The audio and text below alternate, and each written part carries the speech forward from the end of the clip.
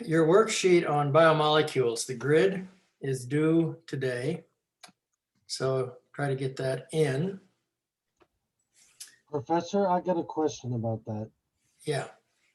When I tried to print it out to do like we did before and just take a picture, it cut off the second half of the last answers on the fourth paragraph.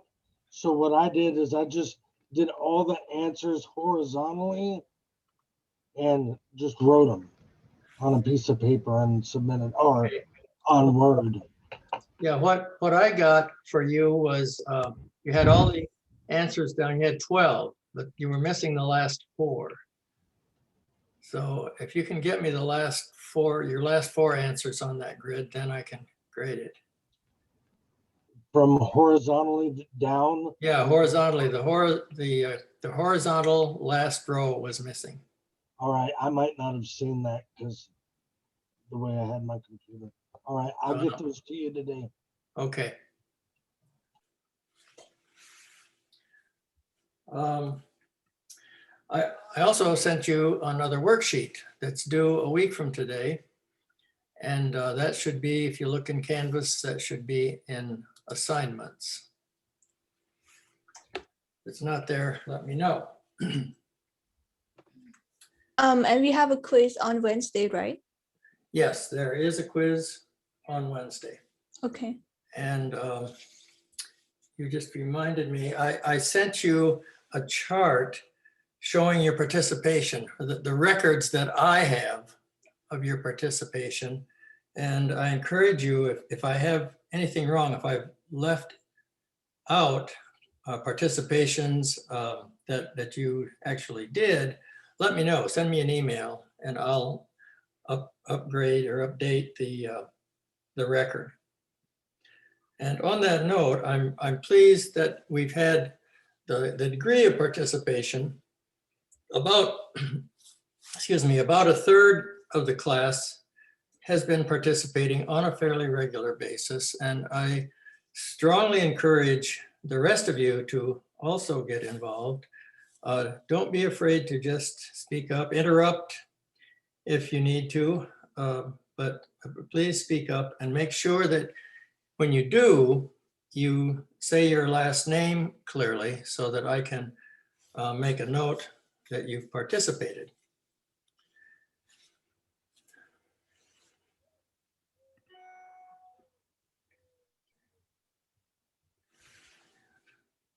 So for the worksheet coming up, the textbook pages, if you want to write this down, are 199 to 223.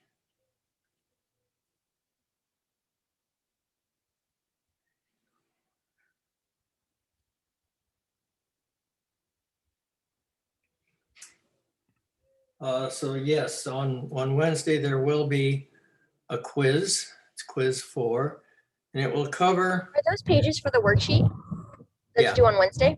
Yeah.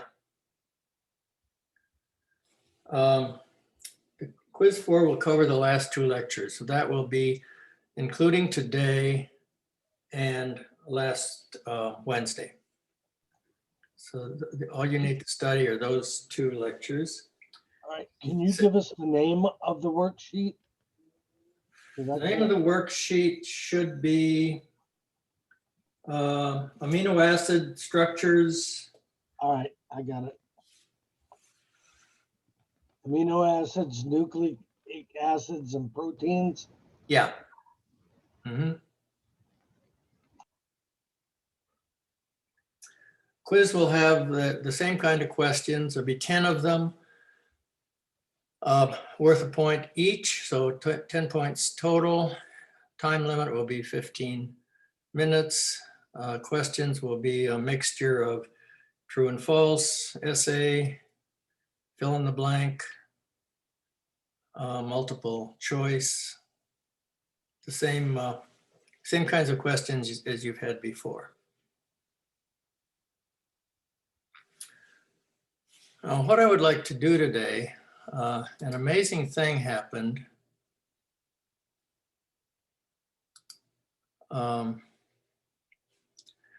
I wanted to show you the test 1 from last time, and go over it. And I simply cannot call it up. I had to go into Canvas to get it. So I have to show you, we'll have to do this in Canvas instead of as a Word document. So first I'm going to share my screen.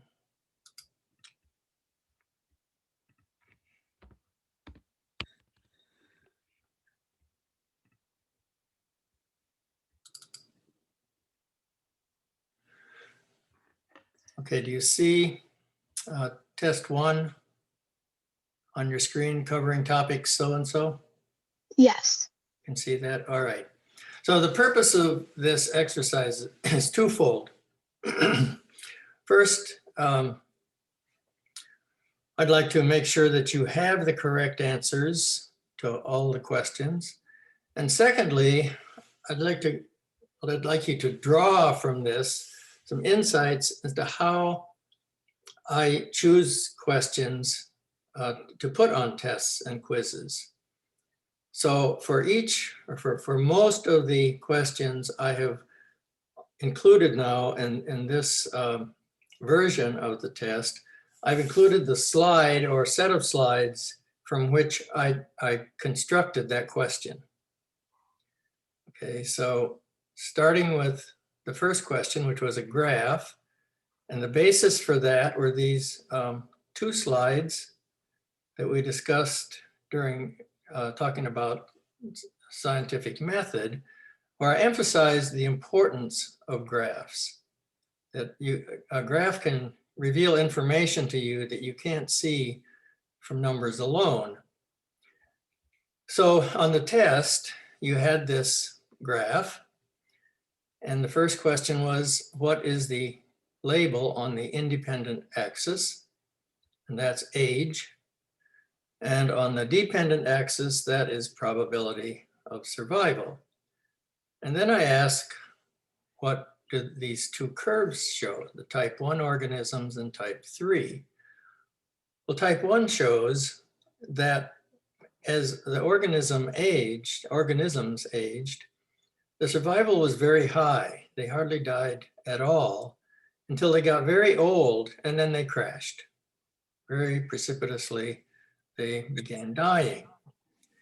Type 3, the organisms died at a young age. Very rapidly they died, down to a point where it stabilized and the curve became asymptotic. And if they managed to live to middle age, then they lived a long time after that until they were old. So that's what I was expecting you to include on your answer to that question. Okay, and please, if there are any questions about any of this or any comments, anything you don't understand, please speak up.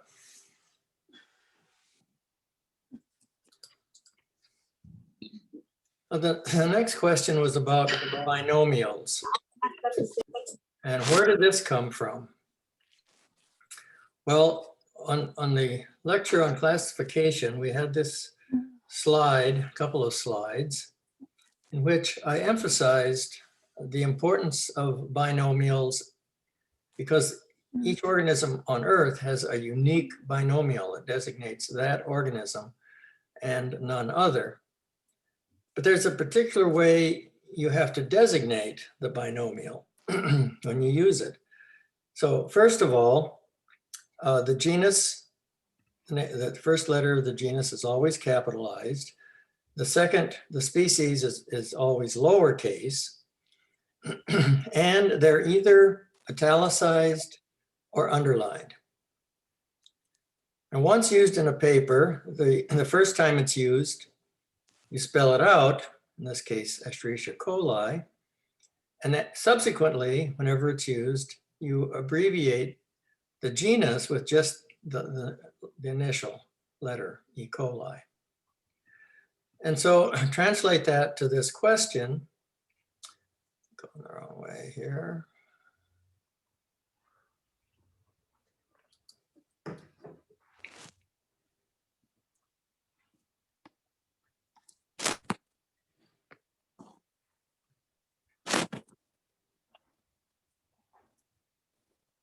each, from the list below, indicate the binomials that are expressed correctly. I've starred the ones that are correct. So the first one is spelled out, Cryptus, botanium, italicized. Second one is incorrect because it's not italicized. The third one's incorrect because it's not italicized. Professor? Yeah. Yeah. I have a question. I have a question with this particular question because it did not specify on this question whether it was the first use of the name or whether it was later on in the text. It did not say whether if it's the first use of the word or later on being used. So I did say that that second one was correct because if it was the first use of it, it would be correct. Oh, which one did you say was correct? The second one down, the one we're talking about right now. Cryptus, this one here? Yeah. It's not correct under any circumstance because it's neither italicized or underlined. Even the first time you use it? Right. It always has to be either italicized or underlined.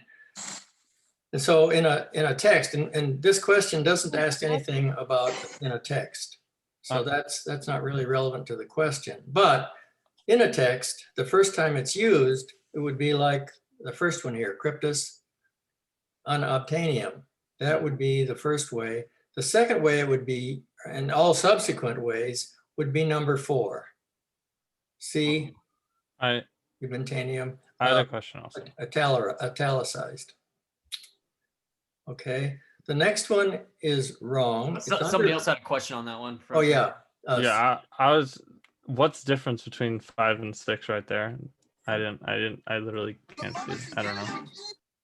Justin Hansen, I'm trying to, when you speak up, I'm trying to get your name recorded. One is Somebody- italicized and one is not.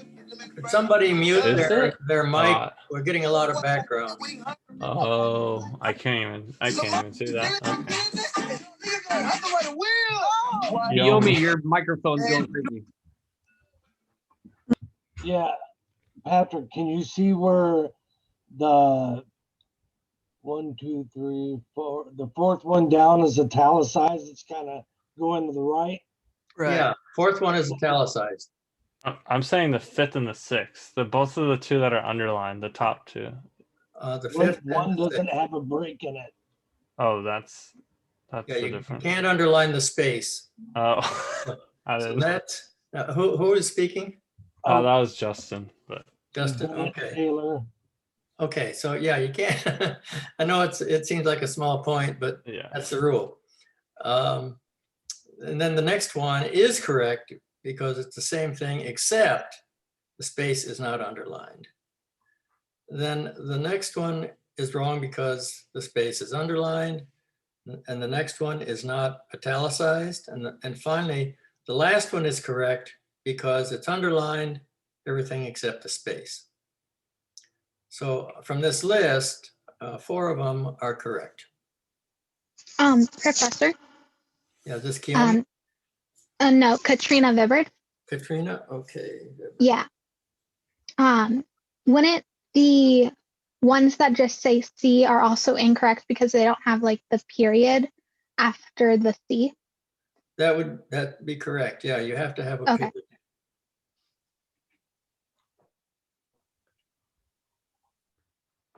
Okay, so remember the rules. This might come up again. Now the next one, elements of scientific inquiry include making observations and asking questions, making assumptions based on critical thinking, and communicating information. And the question is that a true statement or false?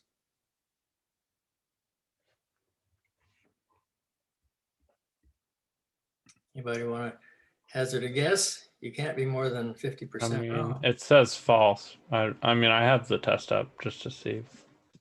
Okay, and it says false, but can you tell me why it's false? I don't know. I put true.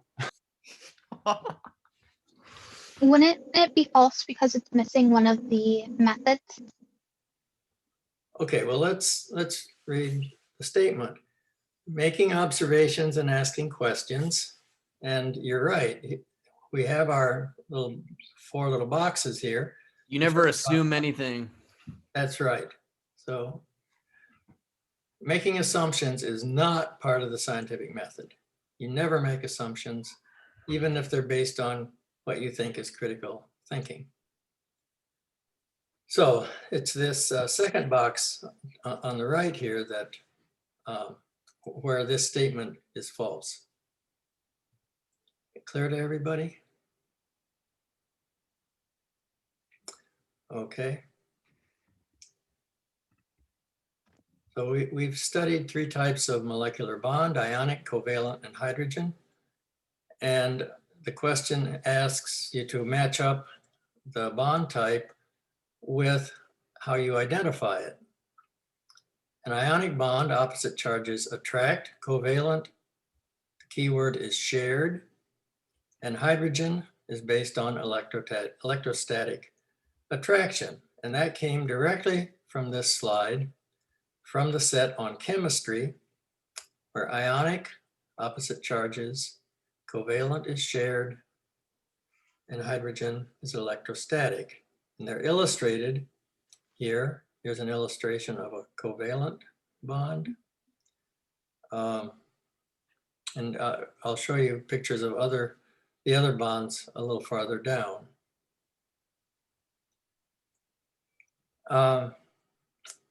Next one, does life exist on other planets?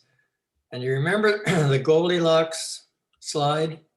That's where this question came from. But things have to be just right for us to expect life to exist. So what are the things that exobiologists look for? Well, first of all, surface temperature. There has to be water, and it has to be liquid water. So temperature has to be between freezing and boiling. Professor, Yeah, Sierra Wishadell, I just have a question on this one. I got this question right, but the surface temperature between 0 and 100, does that have to do with it not being too far away or too close to like the sun, or yeah, that's I think the main factor. If it's too close, all the water is going to boil off into space, and if it's too far away, it'll all be frozen. okay, thank you. Exobiologists assume an atmosphere. There has to be nutrients coming from somewhere, and a planetary mass that is neither too big nor too small. If it's too big, gravity is too great. If it's too small, the atmosphere escapes. So that's those are the answers, and that's how the question was derived. And then here's another question about bonding. There are notations that you really need to know, which indicate what type of bond you're talking about. So Na plus Cl minus, that's salt. And the bond that holds that together is an ionic bond, which we just talked about. Well, covalent bonds, all the ones shown here, these three, they're all indicating a covalent bond. So a covalent bond is just a bar. And if it's a single covalent bond, is 1 bar, a double bond is 2 bars, and a triple bond is 3 bars, but it's always bars. A hydrogen bond is always designated by a dotted line.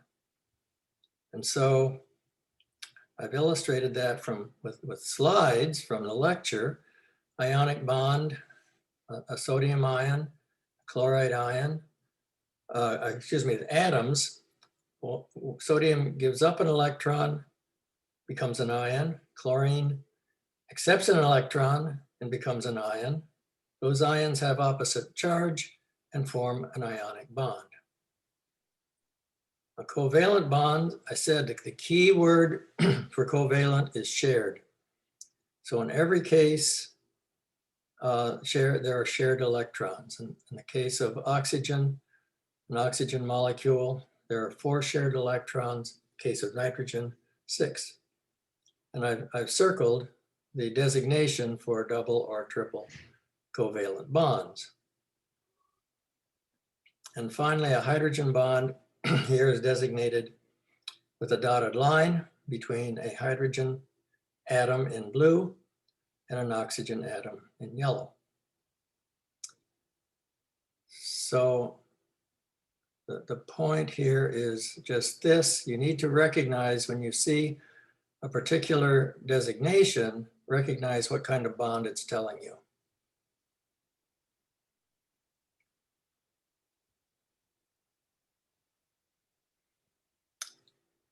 Before I forget, I've put this test in Canvas, and that's where we're actually looking at it now, because I've lost my own version of it. But if you look in Canvas, you'll find this test with these illustrations attached so that you can review them on your own.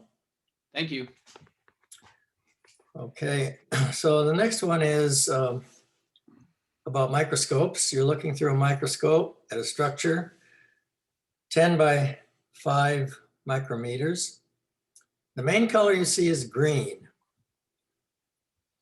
You can see internal features, they're visible, but they're indistinct. So what are you probably looking at? A plant cell or a chloroplast, and how do you know that?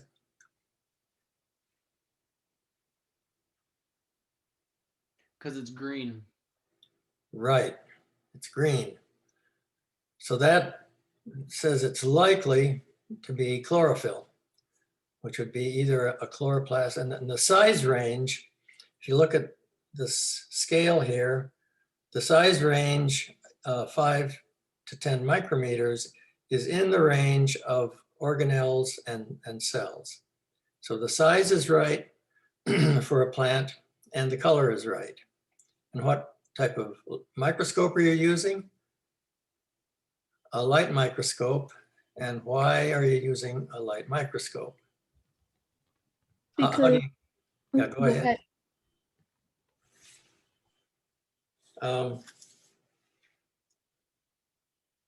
Say it again.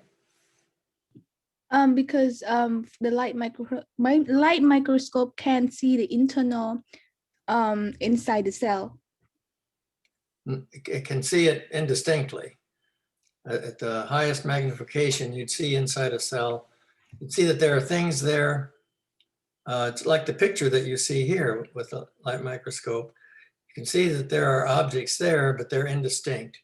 Whereas if you were using a scanning a transmission electron microscope, you'd see these things very clearly.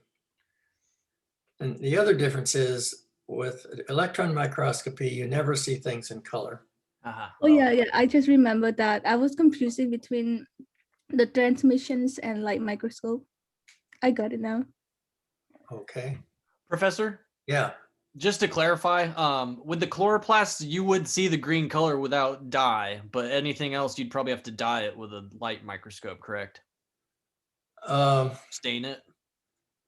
Yeah, especially with a plant. The chlorophyll is so overwhelming that that's really all you see. And you're right that regardless of the microscope, usually if you want to see color, you have to add it. This would be especially if you ever see electron micrographs that have color in them, it's because it was added later.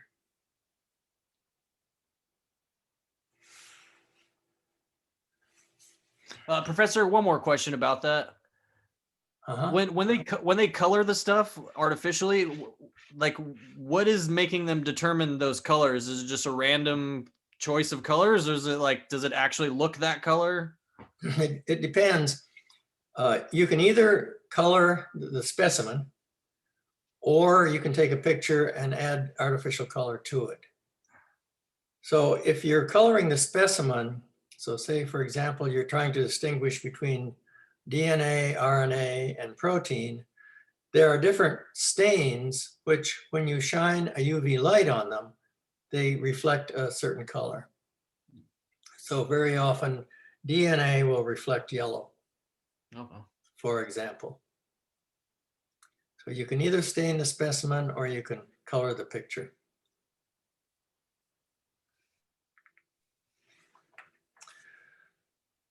All right, fill in the blanks. We have C6H12O6. Number of atoms in this molecule is 24. right. Just add them up. Whereas the number of elements is, or excuse me, yeah, the number of elements in this molecule is 3. 3, named carbon, hydrogen, and oxygen. Okay, the next question was taken from this color slide.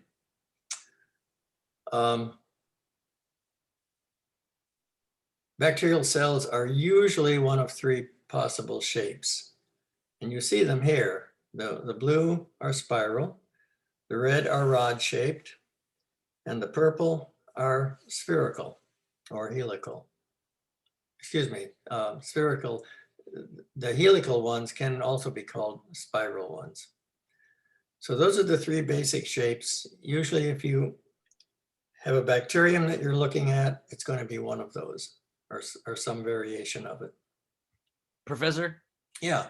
I got that question wrong on the I was going off of memory, and I remembered this type of image, and to me in my memory I remembered that it looking more rope like than spherical. Yeah, or I said the same thing. yeah, I mean, to me that looks rope like to me. Oh, the Yeah, that looks like helical looks like a rope. Yeah, a rope could be in a sphere. Spherical. Yeah, okay. I guess maybe rope-like was not a good wrong answer if those look like ropes to you. It's really helical. okay. Think of a DNA molecule. DNA is a double helix. Right. Okay, anything else? All right, fungi interact with humans in the following ways. Do they convert sunlight to chemical energy?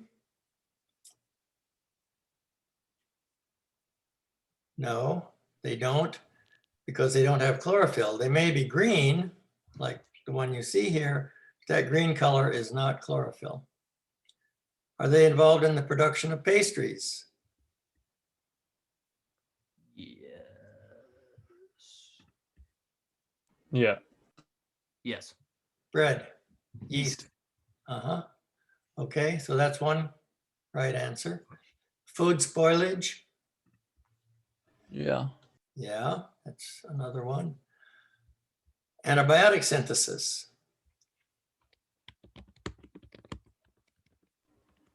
Yeah. Someone said yes, and that's correct.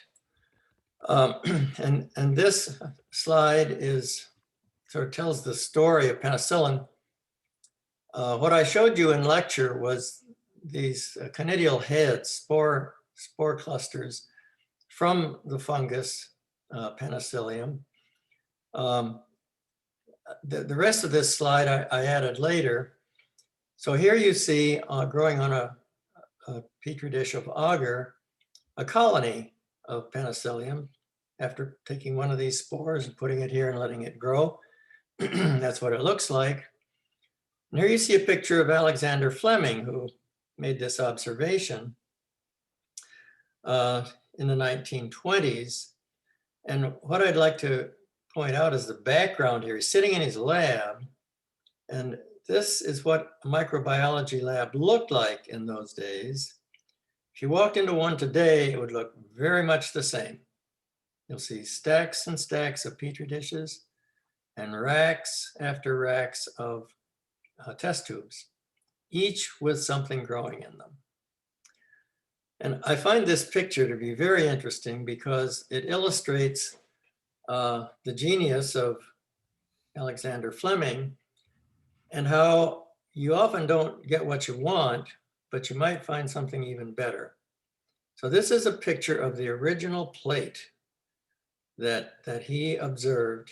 He came back from a weekend looked at his plates, and he wanted this bacterium, all these colonies, and damn if it wasn't ruined by this fungus got in his plate and started to grow. Now, normally, and every microbiologist prior to him threw it out. It's of no value because he didn't get what he wanted. He took the time to notice that there's this clear zone between where the fungus is and the bacteria, and nothing is growing there. There's no fungus there, there's no bacteria there. And so he said, I wonder why. And of course, the reason why is that the fungus was making penicillin, which is a small molecule. It diffused out into the agar and it killed the bacteria. And based on that, it opened up the entire new world of antibiotics.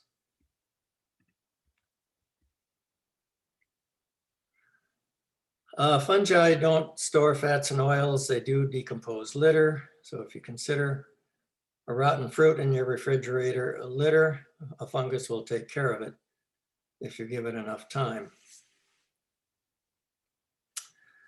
Okay, the next one, multiple blanks. The elements represented by CHON, carbon, hydrogen, oxygen, and nitrogen, make up approximately how much, list A, of the organism's mass? How much? 95%. Right. So the bulk of a living organism are those 4 elements. Whereas the remaining elements make up list B. Which one? 1%. Yeah, like she said, it should be 1%. Less than 1%. Less than 1, yeah. And a lot of you put down greater than. You use the caret for greater than instead of less than. So make sure you understand which one of these means greater than, which would be this one, and which one is less than. Professor, I have a question on that one. Uh-huh. This is just a technicality. It marked me as wrong, but I still got the point for it. I put the less than symbol, but then I also typed in less than. Yeah, what a number of people did, they had the less than and then a space between that and 1. And that the speed grader marked that wrong. Oh, okay. So I would override that and say it was right. Okay, thank you. So for future purposes, would you prefer us to not like just put the symbol and that's it? If I had it to do over again, I would give that 2 possibilities. I'd do it with the space between and without. Oh, okay. And then the speed grader would get it right.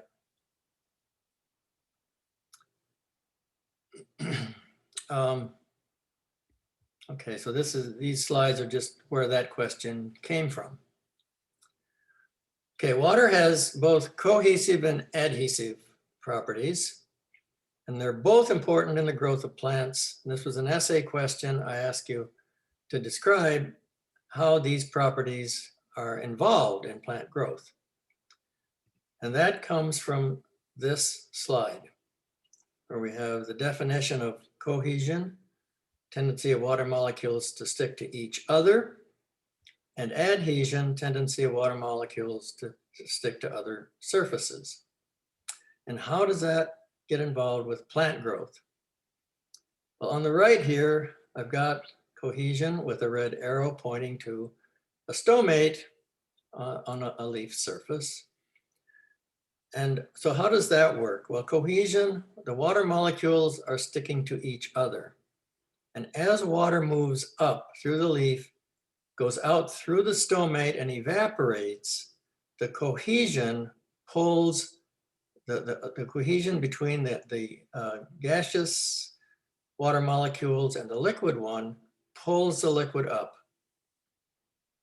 So that's how cohesion moves water through a leaf.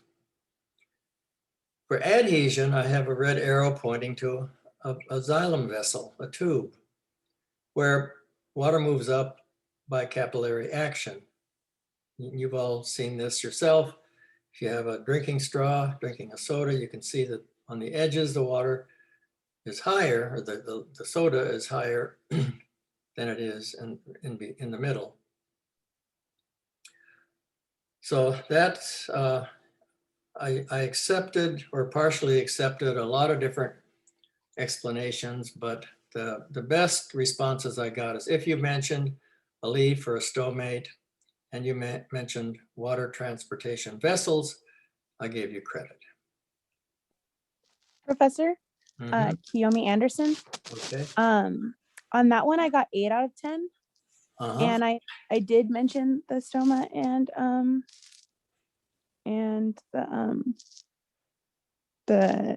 I mentioned the stoma and what's the word I'm looking for?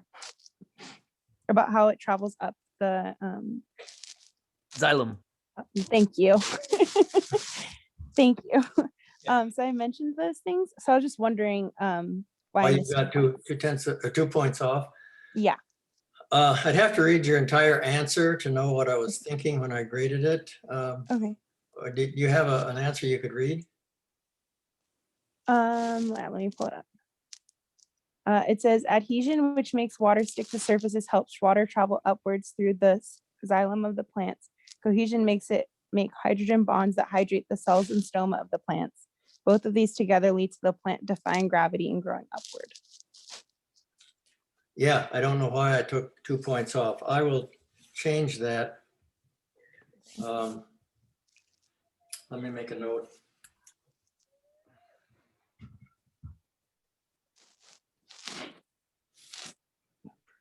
Thank you, Patrick. Can't remember the word. Okay, yeah, I'll add those 2 points because I shouldn't have taken off for that answer. That's exactly what I was looking for. Okay, go to the next one. Indicate which of the following statements are theories. Okay, before going there, remember we talked a lot about the difference between a hypothesis and a theory.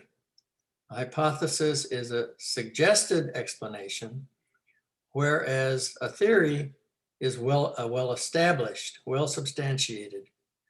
And I want to emphasize that there's no sharp line of demarcation between a hypothesis and a theory. I mean, there are extreme examples of each. The cell theory, for example, is a theory. It's extremely well established, whereas many explanations are either suggestions or even just guesses. So remember that when we go through this list. So matter is composed of discrete units called atoms. Now that is well established. There's no exception that I know of where there's matter not composed of atoms. Shelf life of oranges, that's not well established. You can think of a number of different ways that there could be exceptions to that. Fertilizer will make plants grow faster. Again, it's not well established. It may or may not.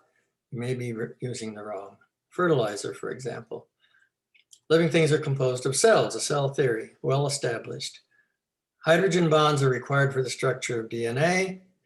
No one has ever seen a DNA molecule that wasn't hydrogen bonded. So that's a theory. Human diseases can be caused by environmental contaminants. That's still controversial. There are a lot of people who say it's simply not true. But beyond that, it depends on what environmental contaminant are you talking about. Some clearly do are toxic to humans, and some don't seem to be. So it's not well established, that statement, and therefore is not a theory. Is that clear to everybody? Just that last one. I mean, what about like radiation or, you know, fire or, you know, stuff like that? It's proven to be not good for you. No, radiation exposure is not good for you. So those would be, I don't know if you could call fire a contaminant, But if you just consider toxicants in soil and water, soil and water is full of all kinds of things. But take microplastics, for example. They are environmental contaminants. Whether or not they cause human diseases is very controversial. It'll probably take years, decades before we know the answer to that.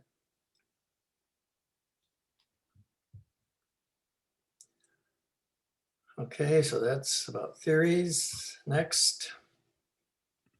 Selenium has an element number of 34.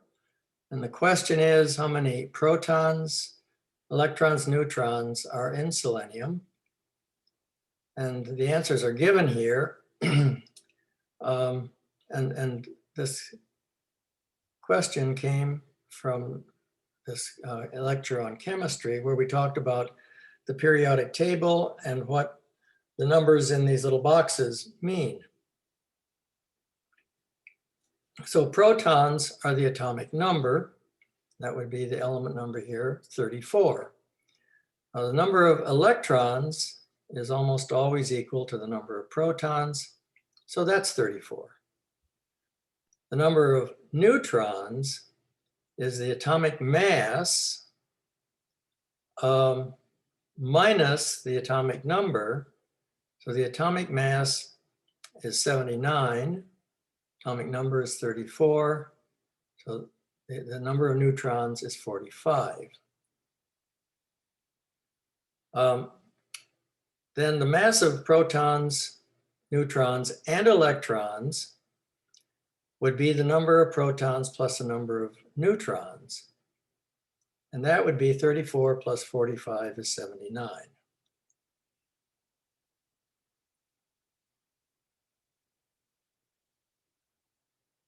Okay. Again, it's based on the information in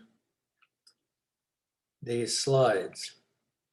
So I hope you're getting the picture that often when I make up questions for an exam, I look at the slides and base my questions on the slides. There are occasions when I go to something else. So for example, here I went to one of your worksheets, one that was not graded, but this worksheet told you to go to your text, pages 9 to 12, and fill in this table. And if you did that, you'd come up with the following answers. An organelle is a membrane-bound structure within a cell, number 3. An ecosystem is number 6, collection of organisms in a habitat. An atom is 8, smallest unit of matter. Organ, 1, a collection of tissues for a specific purpose. A molecule is 7, structure, 1 or more atoms held together by chemical bonds. And finally, a cell is the smallest living thing. So occasionally I do go to some other element of the course to derive a question. And in this case, it was a worksheet.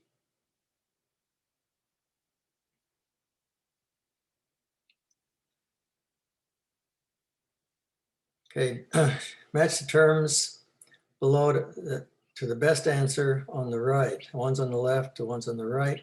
Well, this question came directly from this slide on the various different minor elements in living things and why are they there?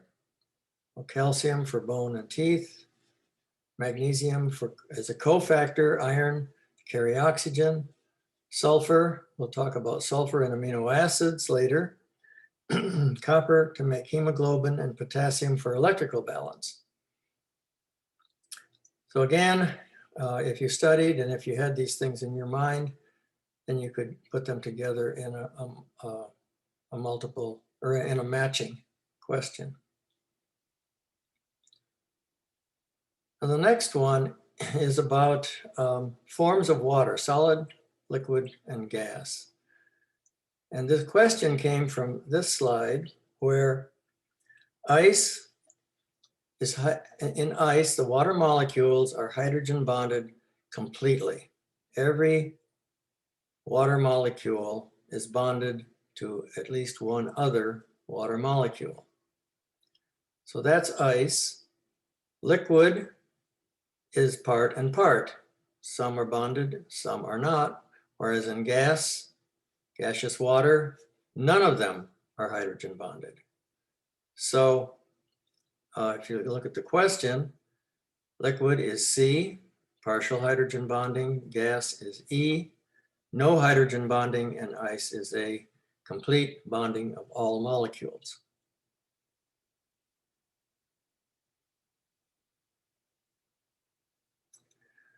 All right, the next one is about, it's an essay question. I wanted you to think about the likelihood that we would ever find life elsewhere. And what I was looking for, you can make any kind of an argument that you want, and I used my judgment how much credit to give you. But here's what I was thinking. At any point in time, life elsewhere is likely to be primitive. Now, why do I say that? Well, it's because of this time scale, which is on one of the slides, which is in billions of years. So billions, can't even imagine these amounts of time.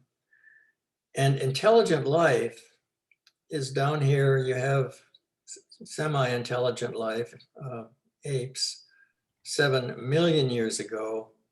And humans are 0.4 million, which is right on zero here. So most of the time that life has existed on this planet, it's been primitive. It's been unintelligible. It could not have communicated to life on another planet. So given that fact, that if life on another planet occurred in the same kind of time frame, then all the life on all the other planets is likely to be primitive, can't communicate. Professor, I've got a question on this one. Uh-huh.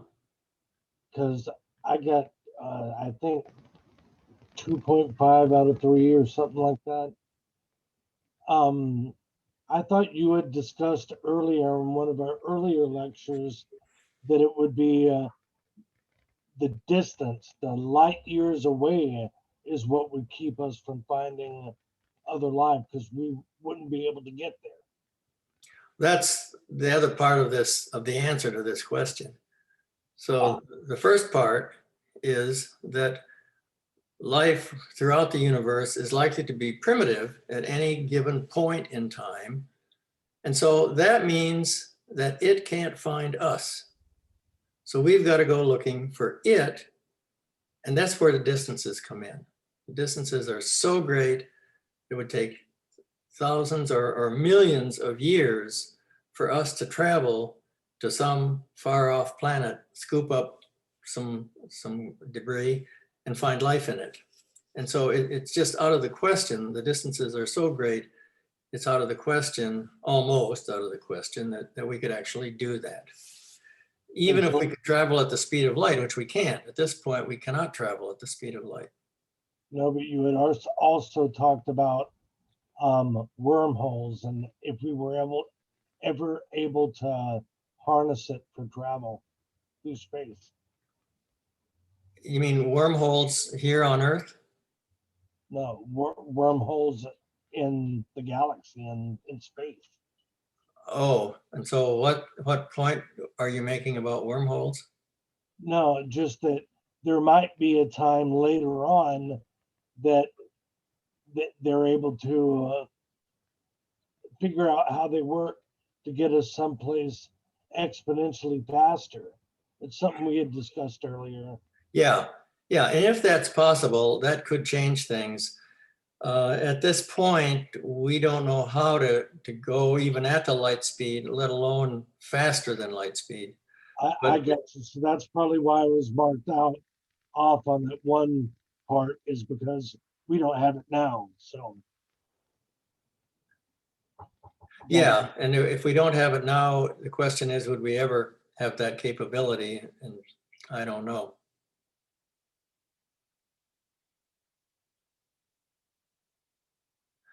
Okay, the next question is about the density of water. Water has properties that make life possible, and one of those properties is that it floats. And so this question comes from this slide, where it shows that liquid water is more dense than solid water. And so solid water ice floats on liquid water. And so of these statements, only the last one is true. The density of the liquid state is greater than the solid state. I don't need to spend time on this one because we already have talked about atomic weight or atomic mass is defined as the sum of the number of protons plus the number of neutrons, taken directly from this slide. And the next one is about comparing animal cells and plant cells. Which of the following are lacking in animal cells? And it's from this slide, it shows not in animal cells are a cell wall, a central vacuole, and a chloroplast. So the first three listed here are the essential difference between animal and plants.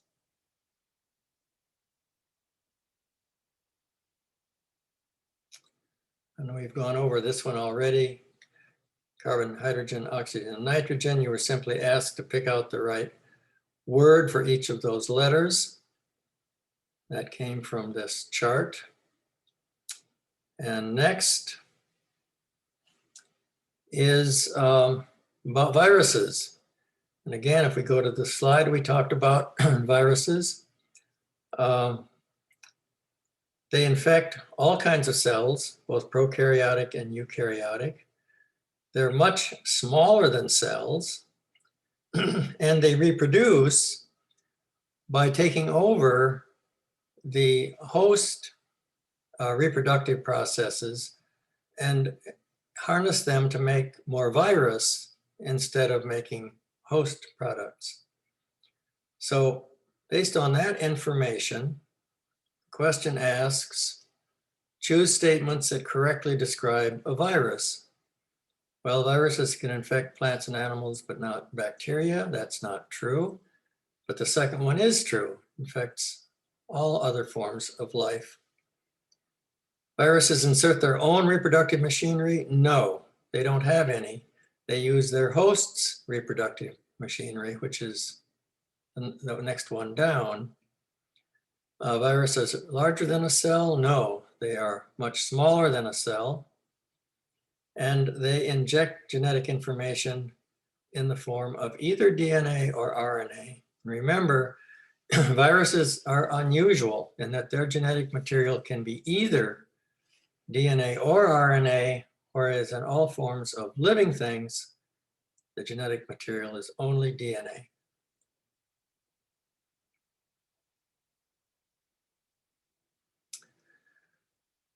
Then here's the question about size. Why are we not made of just one big cell? And this question came from this slide where you have a picture of one big cell versus that same volume being divided up into 27 cells. So what does that get you?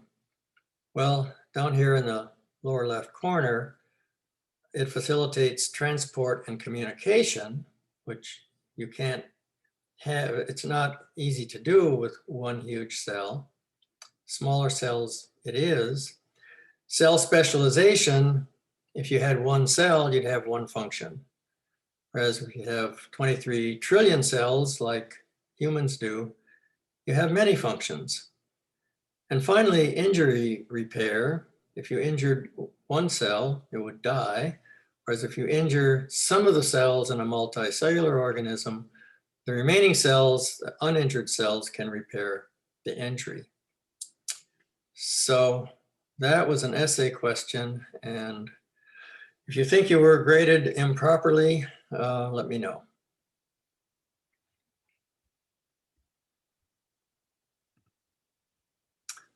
Okay. The key to the next question is in the domain archaea. Among these characteristics, none is known to be a pathogen. There's a true or false statement. Organisms in the domain archaea are unicellular from extreme environments, and they're of interest because they cause human diseases. Well, that is false because none of the organisms in archaea are pathogenic to anything. Then match the terms on the left with the statements on the right.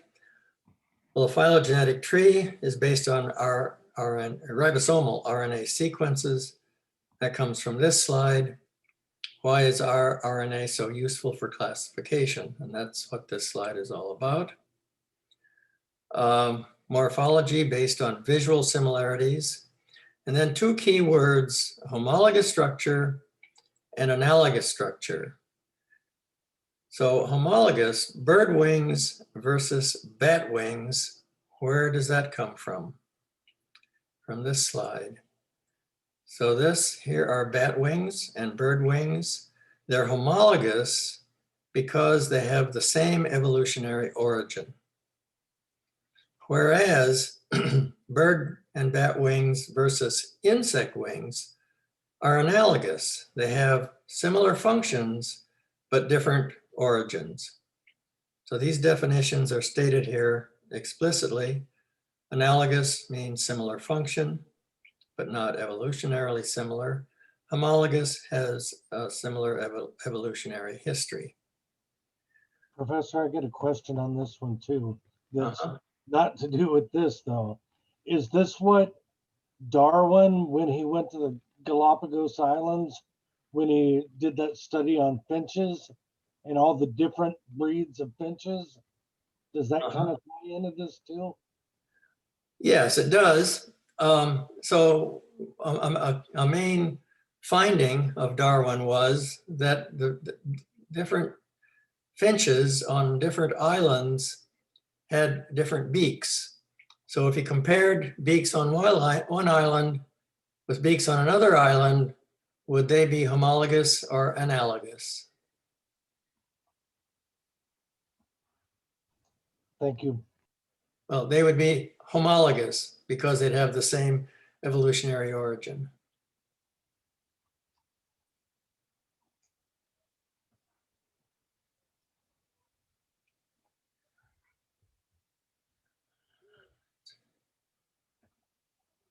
Oh, and then the last question here was about the broadest level under which organisms are classified. That is a domain, and that's shown here. There are three domains, the broadest distinction, bacteria, archaea, and eukarya. And there was a question about you working in a research lab and your boss is working with this unicellular organism that's 35 micrometers in size, and he wants clear pictures of the internal fine structure of this organism's Golgi apparatus. So you're supposed to find the department that would be able to get that kind of a picture and explain why that department would be best. So I've already got it indicated here. Electron microscopy would be the best tool to use to get the answer the guy wants. And why? That was the second part of the question. Why is transmission electron microscopy the best of all the choices? Because can see the internal side of the cell.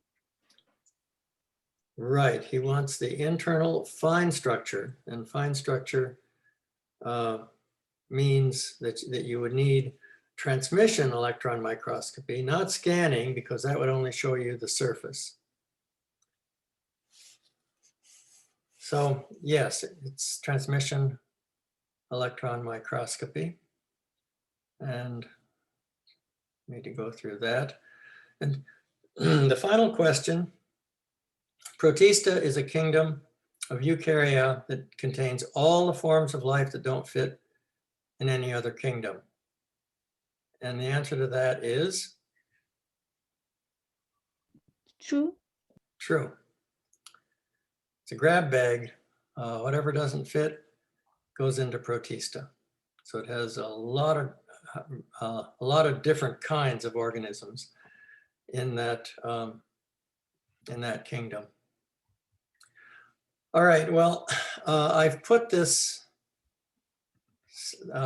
this test with all the illustrations in Canvas, so you can refer to it if you'd like in studying for future tests, or just clarifying information on this test. Anything else before we leave this and go to something else? No, thank you for going over everything. Okay, well, you're welcome. And as I said, I had two objectives in doing it. One was to give you the answers, and the other is to let you know where the questions come from. So when you study in the future, you'll know what to study.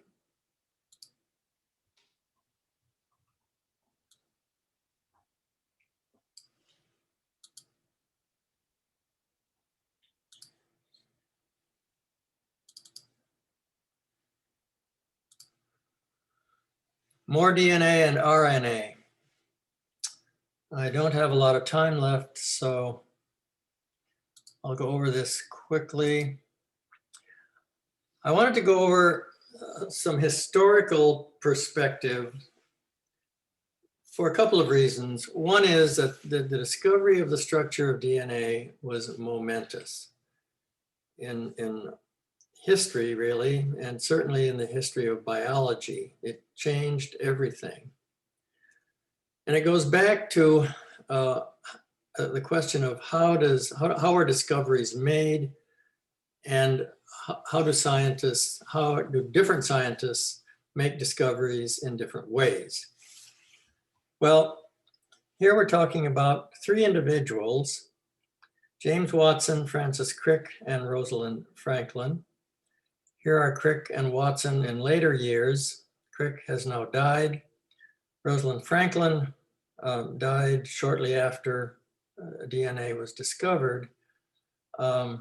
Watson is still alive.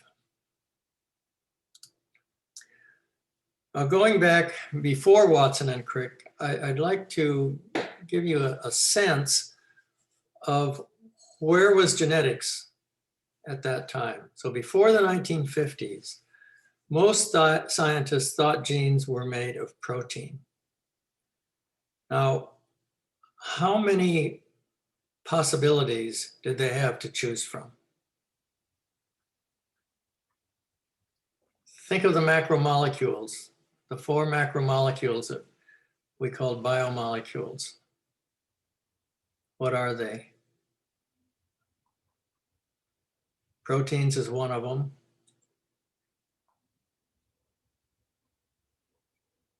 What are the other 3?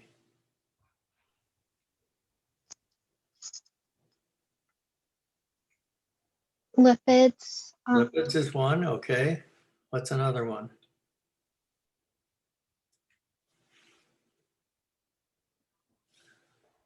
Carbohydrates. Okay, I'll help you. Carbohydrates. Nucleic acids. Nucleic acids, okay. Those are the 4 molecules that had any hope of being the genetic material. Well, scientists ruled out carbohydrates and lipids because think of what they're made of. They're just monomers of the same thing. For example, cellulose is just glucose monomers over and over and over again, endlessly. Well, there's no information there. So it can't be carbohydrates, it can't be lipids, and it's probably not DNA because DNA was thought to be boring. It's composed of only 4 variable parts called bases, which were claimed to be present in identical quantities. So there's no variation there, not enough variation to explain genetics. Well, it turned out this last observation was wrong. And the hypothesis then, the favorite hypothesis, was that proteins are genes because it made sense.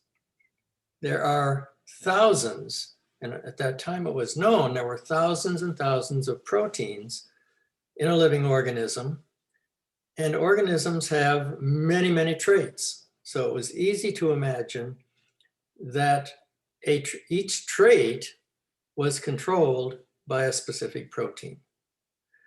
And there was endless amount of effort put into trying to prove that hypothesis, to prove that proteins were the genetic material. And no one imagined that genes are encoded. It wasn't until we knew the structure that it became obvious that genes are encoded. Now, in 1943, a man named Oswald Avery did a key experiment. He was working with bacteria. Some were virulent and some were avirulent. And what he did was extract, make cell extracts from virulent, and then fractionated it into its various components, and then transferred each component into avirulent bacteria and asked which of these cell fractions caused the avirulent ones to become virulent. And it turned out it was DNA. So he had an RNA fraction, he had a protein fraction, he had a small molecule fraction. The only one that worked was DNA. But nobody believed it. Why were people skeptical?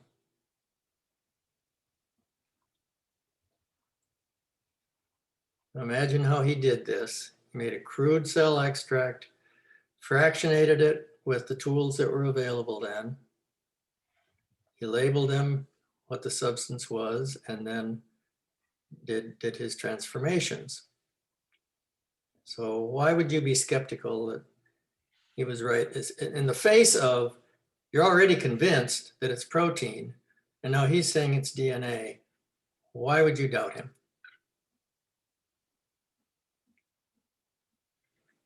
Well, I'm running out of time, so I'll tell you. Contamination. So the skeptics said, okay, most of that fraction was DNA, but you had protein contamination, and that's what transformed the bacteria. So nobody, even though this was a profound observation, nobody paid much attention to it. And then in 1950, this guy, Eric Chargaff, showed that this conclusion over here was wrong. He showed by fractionating DNA that the amount of A was always exactly equal to the amount of T, and the amount of G was always exactly equal to the amount of C. Now this is really a stunning result, but nobody knew what to make of it. Nobody could see how this had relevance to the nature of the genetic material. So the genius of Watson and Crick was that they ran around a lot, talked a lot, and at one point they went to King's College London to visit Rosalind Franklin. This is her. Rosalind Franklin was an X-ray crystallographer. It was very difficult then, and even now, to crystallize large molecules like DNA, but she could do it. And when she made a crystal, she could shine an X-ray beam through it and get a diffraction pattern. In this case, DNA makes this diffraction pattern. So she had pictures of her DNA, and Watson and Crick went to look at her pictures, and Watson immediately recognized this as a molecule that's helical with regular repeats. And that was a key insight. He didn't say a word to Rosalind Franklin, but rather he went back to hit the Cavendish lab and started building models based on that knowledge. And this is him in much later in life showing how he did it, where he cut out these cardboard images of the bases, T's and A's and G's and C's, and shuffled them around on a tabletop until he got configurations that matched. And from those, and he knew that A's and T's always went together and G's and C's always went together. And there was never any deviation from that. And so based on those, working with those models on a tabletop, he came up with this structure, which you see here as little pegs of metal. And even then, they had the helical structure in mind. So I want you to think about that, how Watson and Crick arrived at their conclusion and how it deviated from the scientific method. First of all, scientists don't normally steal information from other scientists, but in this case, they did steal something from Rosalind Franklin. They got the Nobel Prize for this, and Rosalind Franklin was not mentioned. But in this grid of the steps in doing science, what they omitted was the developing hypotheses, conducting investigations part. They really didn't have a hypothesis. They were just looking. And they did no experiments. The only thing close to an experiment was Watson shuffling models around on a tabletop. So the point is, you can do science without strictly following the scientific method. If it works, great. So, but the approach of Watson and Crick is not typical of the way scientific discoveries are usually made.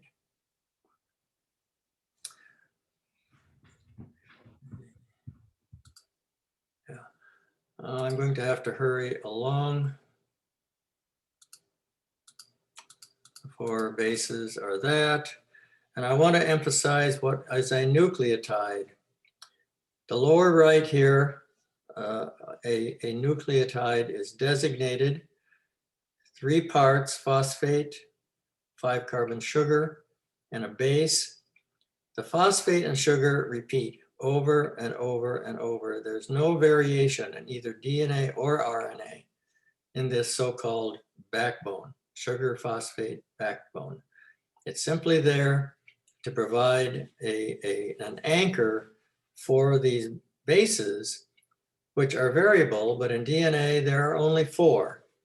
And what makes it ingenious on the part of living things is that from just these 4, it's enough to make a code and account for all the variation in heredity that we see.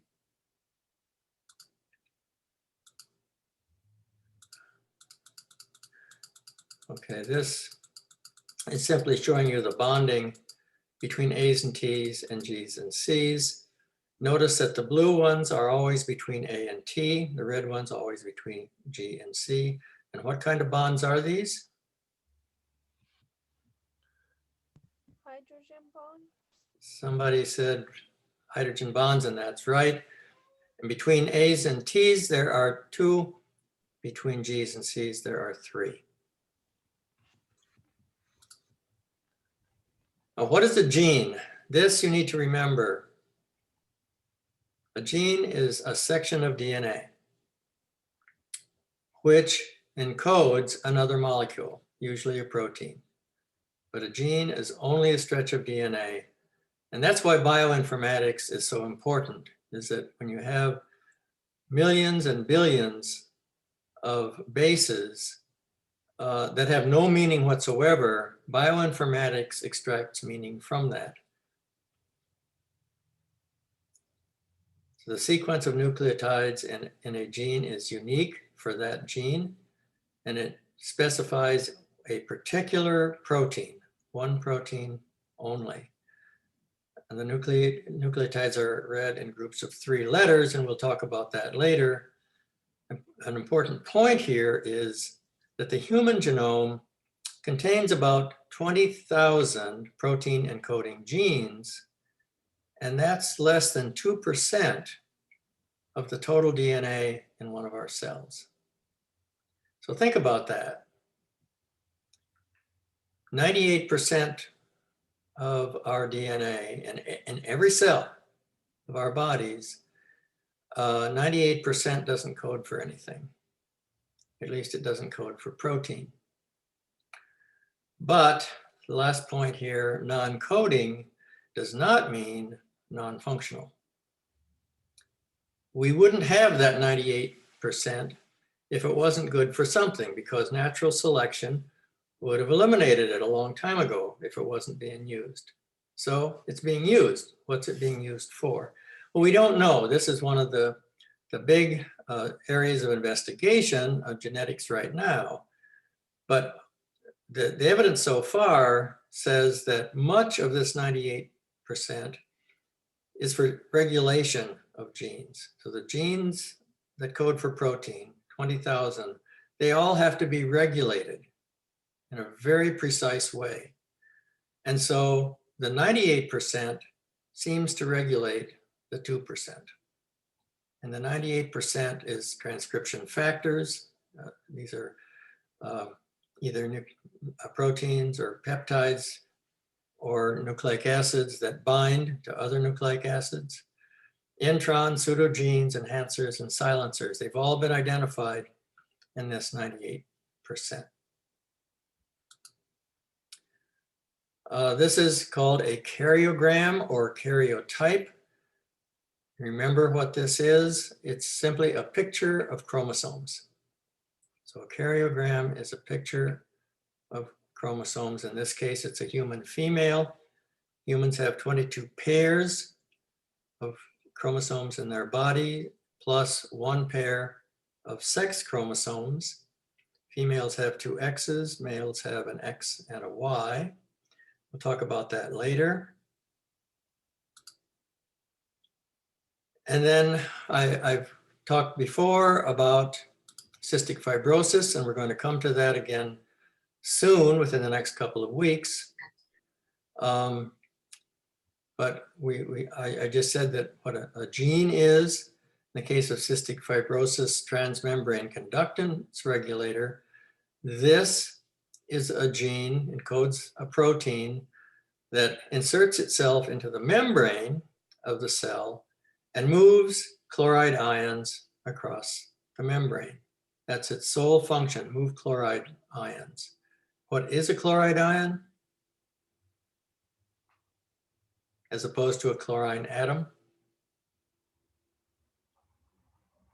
Everybody's getting tired. So chloride ion is an atom that's taken on an extra charge.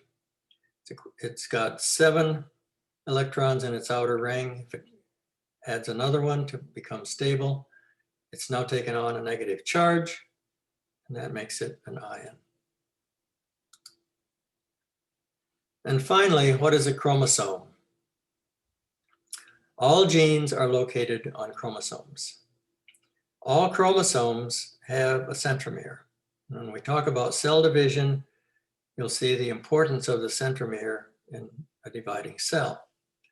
Well, the centromere separates the chromosome into 2 parts, a short arm called P and a long arm called Q. Every gene has a map location, which is indicated by a code. So the cystic fibrosis gene has this code, 7q31.2. Well, what does that mean? 7 means it's on chromosome 7. That's this big chromosome. Q means it's on the long arm. So here you see the long arm. 3, and this banding pattern comes from staining chromosomes with different dyes. You can see different bands. So 3 indicates a particular band. This one designated right here, region 3. 1 means band 1. That's this region here. And 0.2 means this subband, this little dark colored area here is where the CFTR gene is. So this map location, the code for map locations is still used, and so you should be aware of it. And you should know, if you see a code like this, know how to decode it. You'll know that the first number is the chromosome number, second is the chromosome arm, and the next three designations are for the banding pattern. Any questions about that? This might come up again. So does that mean? Could you speak up? I can't hear you, Samira.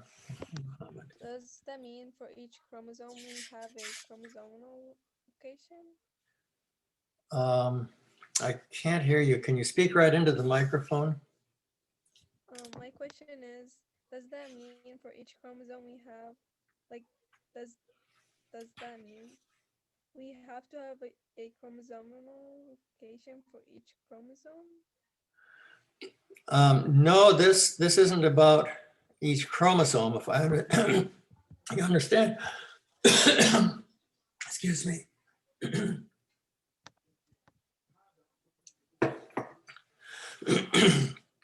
Each chromosome has a number. And so number 7 would be the 7th chromosome in a human out of 22. But this code refers to not only the chromosome number, but the location of a gene. In this case, the gene is the CFTR gene, and you can narrow it down to where it is on the chromosome by this code. Does that answer your question? Yes, thank you.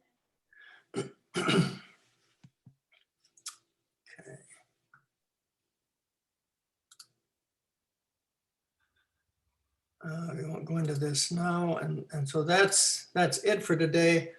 I apologize, I kept you over time, but if anybody has any further questions or comments, I'd be happy to. Professor, I have a question. So for this today lecture, is that's going to be on the quiz on Wednesday too, right? Yeah, this lecture will be on the quiz. And the one from Monday, right? Last week. Last Wednesday. So yeah, the last 2 lectures, last Wednesday and today, will be on the quiz for Monday, or for Wednesday. Okay, thank you. And then Professor, Uh-huh. for the worksheet, and you said it's pages 199 to 223, is that chapter 9 for molecular biology? Just a minute, I'll have to look. No. It's not chapter 9.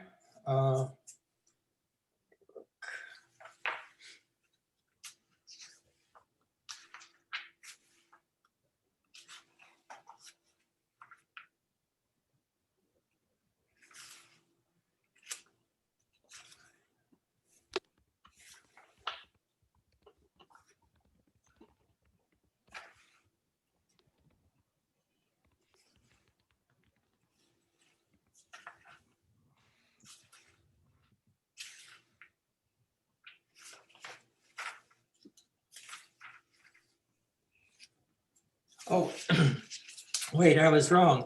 199 to 223 is molecular biology. Yes. Thank you.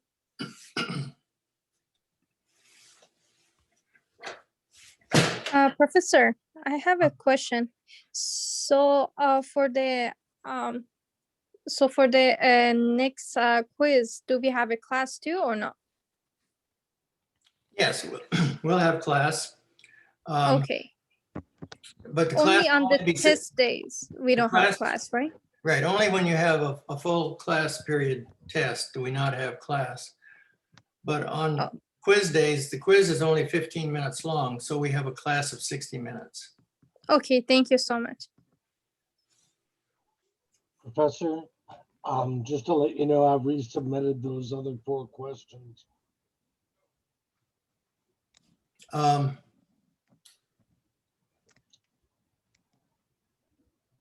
I'll say that again, Ben. For the worksheet, I finished the 4 questions. I think I got them wrong, but I resubmitted. Just Okay. first draft and added the 4 answers. Okay, I'll correct your score on that. Thank you. See you Wednesday. See you Wednesday, have a quiz, and we'll have another lecture. Sweet. Professor, Yeah, this is Kenya Vidarraza. I have a question for you. For the exam, I was trying to go back to look at the answers that I got right and got wrong, but for some reason, I don't have the option to look up my exam. in Canvas. Yeah, I tried to see like in the exams, the announcements. I checked every file, but I only have like quiz 1, quiz 2, quiz 3. I try to go even the calendar because I see the exam there, and I try to click on it, but it doesn't show me my test, the exam. Yeah, you should be able to see the answers. Yeah, right now when I saw that other people were able to pull it up, I try to go over there and see if I can find it to have it on my screen, but I couldn't pull it up. Yeah, you need to call Canvas Help. Do you have the number for them? I'm pretty sure I can get it on Canvas.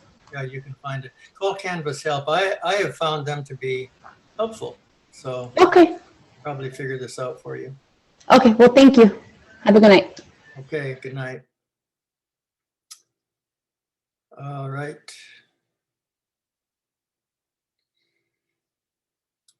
Professor, can we free to leave right now?